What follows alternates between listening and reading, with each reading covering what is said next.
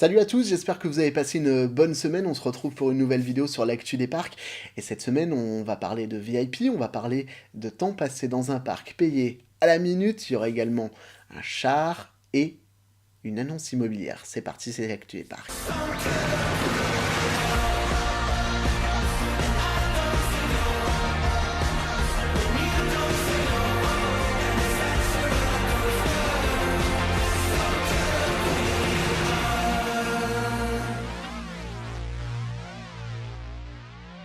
Et on commence en Belgique avec un concours qui a eu lieu il y a quelques jours, un concours qui décerne des prix à des chars illuminés qui sont créés par des équipes. Des chars qui ont défilé il y a quelques jours dans la ville de Molginderbuiten. Alors pourquoi je vous parle de ça? C'est pas vraiment de rapport avec l'actu des parcs, et bien si, puisque cette année, parmi les chars proposés, il y a une équipe qui s'appelle Kurzsluiting, qui veut dire court-circuit en français, qui a proposé un char Talocan, du nom de l'attraction de Fantasyland.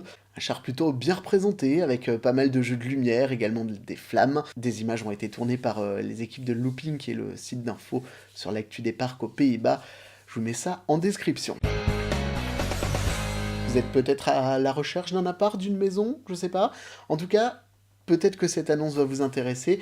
Le site et les réseaux sociaux de Chessington ont annoncé il y a quelques jours que le Hocus Pocus Hall était à vendre. Je vous lis l'annonce. Situé dans un lieu inhabituel de leur parc à thème et de leur zoo, le Hocus Pocus Hall, unique en son genre, en ferait une maison magique. Il présente des caractéristiques inhabituelles mais charmantes, notamment son tunnel tournant, le labyrinthe de miroirs ou encore une chaise un peu particulière. L'acheteur sera annoncé le 17 octobre, c'est ce que dit l'annonce. Alors, évidemment, je ne pense pas que le bâtiment du Hocus Pocus Hall soit vraiment à vendre, mais je pense que ça peut être une manière un petit peu déguisée d'annoncer une future nouveauté pour le parc de la banlieue de Londres, Chessington, qui devrait donc ouvrir une nouvelle attraction en lieu et place de ce Hocus Pocus Hall. Affaire à suivre dans les prochains jours pour voir ce qui sera effectivement annoncé. On le sait, vous aimez payer beaucoup, énormément pour les parcs d'attractions. Est-ce que vous êtes prêt à payer 150 € pour ne pas faire les files d'attente à Disney? En tout cas, c'est ce que propose le parc de Marne-la-Vallée, avec des nouveaux VIP Fastpass qui seront mis en place à partir du 15 octobre. Il sera possible de ne plus attendre, un peu comme c'est le cas déjà avec les VIP Fastpass des suites dans les hôtels Disney. 150 € ce sera le tarif pour la haute saison. Ce Fastpass réservé à une seule personne vous permettra d'accéder à l'ensemble des attractions Fastpass autant de fois que vous le souhaiterez dans la journée. Ce ne sera pas la seule possibilité, une nouvelle gamme en fait de Fastpass payants arrive, même si les Fastpass gratuits restent en place à Disneyland Paris. Il y aura un super Fastpass qui permettra d'accéder à 3 attractions, tarif de 45 €, 30 € en basse saison. 45 € en fait ça revient à peu près à ce qui était en place depuis quelques semaines, qui était en test en ce moment, le Disney Access One qui permettait d'accéder à une attraction Fastpass pour le tarif de 15 € sans avoir à aller chercher à l'avance un ticket aux bornes qui distribuent les Fastpass, qui resteront évidemment en place. Autre possibilité, intermédiaire, qui elle coûte 90 €, 60 en basse saison, qui elle permet d'accéder une fois à l'ensemble des attractions Fastpass. Tout ça évidemment pour un tarif d'une personne.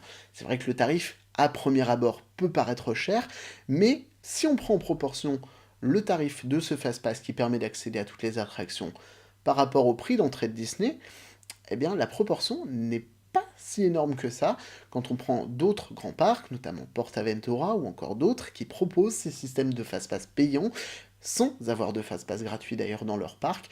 Eh bien la proportion est à peu près la même, une fois et demie le tarif du billet d'entrée pour pouvoir accéder en illimité aux attractions.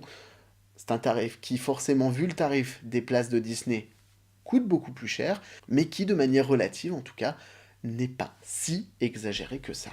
L'autre chose, par contre, c'est que ces VIP Fastpass qui coûtent 150 €, c'est ce qui a été distribué avec les suites dans les hôtels. Donc du coup, quand on prend le comparatif entre le tarif des suites, des chambres normales et ces VIP Fastpass, eh bien prendre une suite, je vais faire hurler certaines personnes, prendre une suite risque au final de ne pas paraître si cher que ça. vu les avantages qui seront proposés.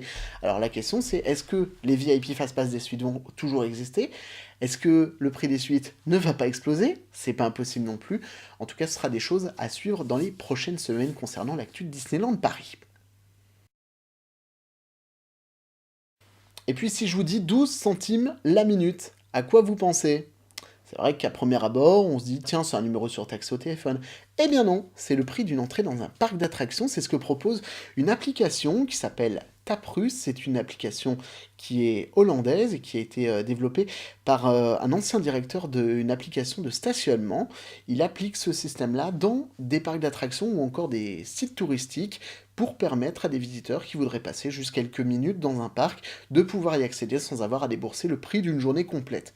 Pour Bobby Land, ça représente 7,20 € de l'heure, c'est 12 centimes la minute. 7,20 € de l'heure, ça fait donc, au bout de 3 heures, 21,60 €, ce qui est plus que le tarif du prix du billet acheté en ligne sur Internet, mais évidemment bien en deçà du tarif que l'on peut avoir au guichet du parc. Alors oui, ça peut paraître une bonne chose. La question c'est que, est-ce que cette application ne va pas développer justement les petits visiteurs qui vont venir juste pour faire une attraction, qui du coup, au final, ne vont pas consommer dans le parc, et qui, en plus, risquent peut-être de s'impatienter si, pour des raisons techniques, ça n'avance pas, ou si les attractions ne sont pas totalement remplies. Alors, la question que je me pose, c'est, est-ce que, dans un parc d'attractions, ce n'est pas un peu à double tranchant, ce type d'application? Certes, ça paraît être un bon plan pour faire payer beaucoup moins aux visiteurs, peut-être booster sa fréquentation. Il faut savoir que Bobby Land a perdu 9% de fréquentation cet été, donc ça va faire revenir les gens, je pense, en partie, mais est-ce que la qualité des clients qui vont venir et surtout l'ambiance que ça risque de donner, un client impatient risque peut-être de s'énerver, de faire passer un moins bon moment à d'autres clients qui eux sont peut-être là pour la journée. Voilà, c'est des choses qu'il faudra voir au fur et à mesure de l'installation de cette nouvelle solution. Il faut savoir que c'est pas le seul site touristique qui propose ce genre de solution. Il y a la Comic Station d'Anvers qui le propose, il y a également Sea Life ou encore le Donjon d'Amsterdam. Donc voilà, c'est des choses qui vont a priori se développer dans les mois, les années à venir. Est-ce que tout le monde va passer par là? Je ne pense pas, mais c'est peut-être un avenir pour une partie de la clientèle des parcs d'attractions. Voilà pour l'actu des parcs. J'espère que ça vous a plu. N'hésitez pas à me dire ce que vous pensez de toutes ces infos. Réagissez. Est-ce que vous êtes prêt à payer 150 € pour un VIP Fast Pass de Disney? Est-ce que vous voulez à Bobby Land aller faire juste une attraction un jour où il n'y a pas grand monde?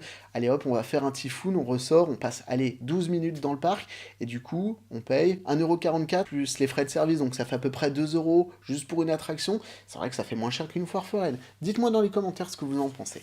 À suivre, vendredi 18 h, une nouvelle vidéo, la rediff des stories comme chaque semaine, et cette fois-ci, je vous emmènerai à Movie Park Germany. On y était déjà en début de saison, il y a eu quelques images qui ont traîné dans la toute première story Movie Park Germany, où cette fois-ci, c'était au milieu de l'été, on a pu faire la nouvelle attraction, en tout cas la réhabilitation de leur rafting, qui s'appelle désormais Excalibur, qui est vraiment sympa. On a fait une story dessus évidemment, c'est à voir donc vendredi 18 h sur la chaîne. Merci d'avoir suivi cette vidéo, et n'oubliez pas, la vie c'est comme une montagne russe, il y a des hauts, il y a des bas, mais le principal c'est de se faire plaisir. Allez, salut!